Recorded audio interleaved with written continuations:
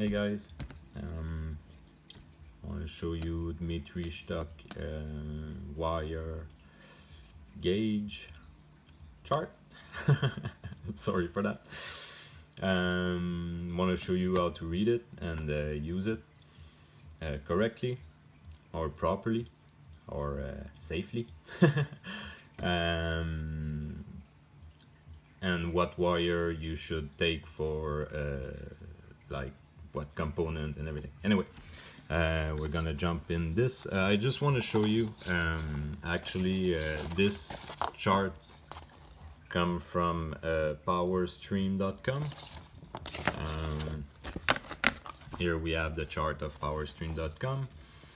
I just want to specify that yeah, this estimate is based on nick-free soft annealed copper wire having a tensile strength of 37,000 pounds per square inch. So it's the same as you can see, like here, it's the same chart. It's just that Dmitry edited it, and it's really simpler to read, you know. So you don't have all the breakage and strength, like force strength of the wire and everything. That's not what we need here. Here we want to transport current. Okay. So for NeoPixel 3 Cree, I'm gonna go with the 3 Cree because actually it's the base of understanding how LED works, how they draw current, how to how to combine, because actually there's like simple LEDs and there's 3 Cree, and yeah, you have to check your spec. And just to clarify something, if you look here, 26 gauge, 2.2 amp, this is for one single wire, copper stranded with the, anyway, it's the simplest wire. So yeah, one high-powered LED, Cree LED, takes about 1 amp, depending on you want to drive it with the heatsink. You can go higher, but you have to have better heatsink solution. But yeah, so if we follow the chart here, we could use like 28 or even 29 if you do all the dies separately. But I wouldn't recommend that. Why go there, you know? So 1.4, so that's what for one LED, one Cree, not a 3 Cree. If you're driving your positive line, you know, spliced, the 3 dies of the positive are common, so actually we splice them, but you have to use the proper wire gauge when you splice them, because actually this is for one Cree, it's not for 3, you know. So when you splice it, you can use the same gauge wire all along. You have to use something that will not create a bottleneck, then that's what you don't want. If you create a bottleneck, it's there that the heat will be the more intense. Because actually, if you have too much current, anyway, that too, I will explain why it eats and everything on another video. But just quickly, to not make a too long video of that, yeah, it will create breakage point. Maybe not now, maybe in 2 years, but eventually. The heat will do its damage, and maybe your saber will will stop to work, and you will wonder why, and you will have a failure somewhere. Anyway, if you really use too thin gauge wire for your high-powered current components, what can happen is actually your wire can eat so much that it will actually well, it can catch fire if it's directly on a battery or something like that, and that's where it's melt and it's eat, so it can go through the coating, and after that, you know, through the battery cell in itself. I'm talking like worst case scenario, but we want to avoid that at any possible cost. And you know, I use like 22 gauge, like 2 wires of 22 to drive my positive of NeoPixels, and I can like put it like that. You know, it's really thin. It's 0.9 inch inside this brass tube, so it can and I can drive like my crystal chamber and my LED setup, my Shtok connector. Anyway, so just to say that you don't have to use thin wire. You just have to use the proper wire, a 22 gauge. And I'm excessive. I'm really excessive on my builds because actually I want them to last like 10 years, 15 years. It's sure that if you dual width or something like that, other factors make your saber break. Not just that, you know, but that's a factor that can happen, and it also can turn your saber in an actual like pipe bomb. So yeah, it's important. So yeah, so what you see here is a 7 amp. No, I said like I was gonna do 3 Cree. It's easier to okay, so 3 Cree. So 1.4 is for 1. If you want to splice your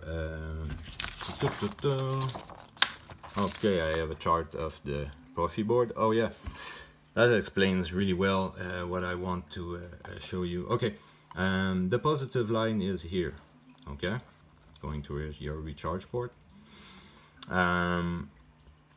It goes to your battery holder. Maybe it's a battery pack, so it's directly from the positive. On a protected battery, the positive can be taken here if the PCB is there, or here. Anyway, okay, so yeah, what it illustrates is that 26 all gauge, I don't know what the W mean. So 26 gauge is spliced everywhere. Okay, so I could use 26, go there, do a solder point, start another wire here, do the same thing here, and continue my way there. Okay. Actually, if you're looking at 26 drive 2.2 amp. Okay, it's sure that all 3 dies all together. I've rarely seen 3 amp for full-blown white, but you can drive them higher, but that's another thing. So actually they maybe use like 2.7 or something like that. So I would prefer, you see, like you have the 2.7 there, and we're talking like it's the copper wire. It's the simplest wire. So if you just get a silver thinning on your stranded wire, then the current is really better. So yeah, you can go maybe with that, or maybe with it. No, I won't say you can go with the 2.2 here, because actually the thing, what it permits is that what it allows is the current to flow more easily. And that's another topic that I'm gonna put on the other video, explaining a bit of the resistance and why how to illustrate like current and understand like the Ohm law and things like that. Okay, so for a NeoPixel, so yeah, here I would go with that if I have copper wire, but maybe like 26 if it's silver stranded PTFE, which I use all the time.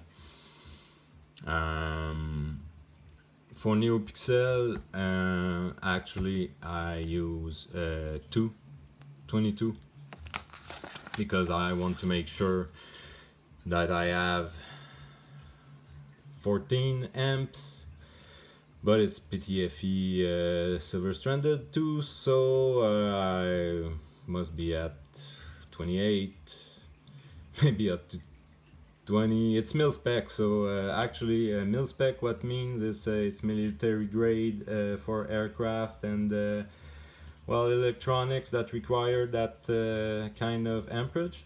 So there's also Cal as a better spec even than Cal Jaromí at the Cerber Armory as BS spec, B spec, BS spec, I don't remember, but actually it's better rated than even than military, so it must be alien or something. And yeah, so you can count on that to be higher, but hey, if I can fit 222 to my positive and negative line of this build, well, you can too, honestly. So yeah, here's the I just want to show you, I don't know if we can see actually the wire. That was kind of those are my personal saber actually, but yeah, I don't know if I can slack it enough for you to see. I think this one I just went with 122 because yeah, actually I thought it was a bit excessive on my part, but it's always doable if you want to properly. Yeah, that's what I want to talk about too. Most LED strips will require that amperage and that amount, but KR strips they really get like the full 14 amps. Maybe I didn't test them yet, but with the reports and what they told us about it, it's pretty high current, so I would always use maybe biggest wire to get the full brightness and actually kill your battery quicker. They are most impressive. I'm really impressed with the KR strips. They're hard to look at, as bright as they are. On a 7/8 clear blade, it's pretty intense. So yeah, so that's about it for wire gauge. Oh yeah, no, sorry. Yeah, on the NeoPixel builds or these kind of builds, here the positive of the LED has already been jointed, soldered together, and you only have a common line for the. It's always good practice to actually start from your recharge port or battery port or anything. That's how I wire mine, and go straight to your LED component. So from here to straight. just because why not two? And I use a thinner one for just my board. Put the kill switch on it. So let's say the kill switch is 3 amp. The Profi board can draw up to 3 amp or about so, and that's why we put the IM kill switch. You never want to put a kill switch on the negative line, just because you will get the all full power of the LED, because actually your board takes all the negative current, let's say it like that, from the LED, and actually the cycles go from your battery negative up to your recharge port, or straight to your battery holder, or straight to your battery, anyway. But yeah, this one takes full power of NeoPixel or Cree here, and also here. Well, actually, if it's not there, it's like there. There's no recharge port, but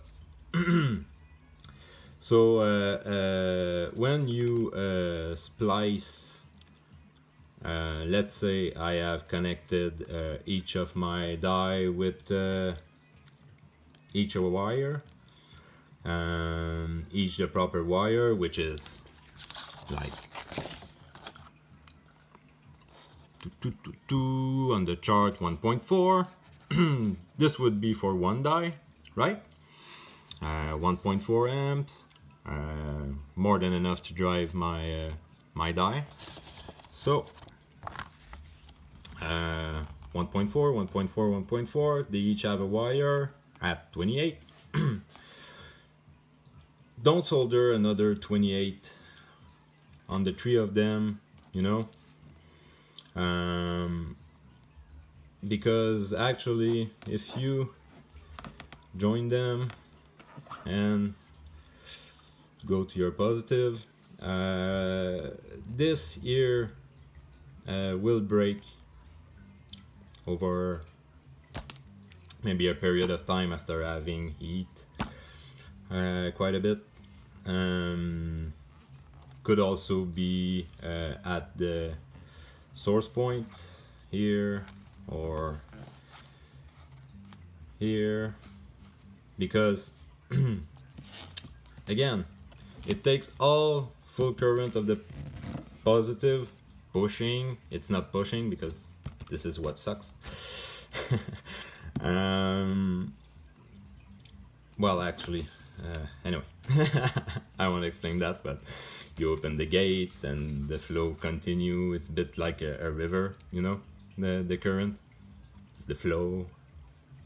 So while the gates are closed, nothing moves.